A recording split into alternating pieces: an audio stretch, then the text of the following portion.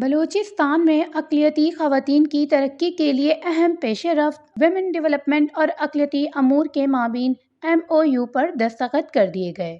مشیر ترقی نسواں، پارلیمانی سیکریٹری اقلیتی امور اور دیگر نمائندوں کی موجودگی میں معاہدہ طے پایا۔ معاہدے پر سیکریٹری WDD سائرہ عطا اور سیکریٹری اقلیتی امور سعید احمد عمرانی نے دستخط کیے۔ اس موقع پر ڈاکٹر ربابہ خان بلیری نے کہا کہ اقلیتی خواتین کو معاشی اور اقتصادی ترقی کے لیے مواقع فراہم کیے جائیں گے۔ بلوچستان کے تمام اضلاع میں اقلیتی خواتین کو ہنرمندی کی تربیت دی جائے گی۔ سرکاری ملازمتوں میں اقلیتی خواتین کے لیے معاونت یقینی بنائی جائے گی۔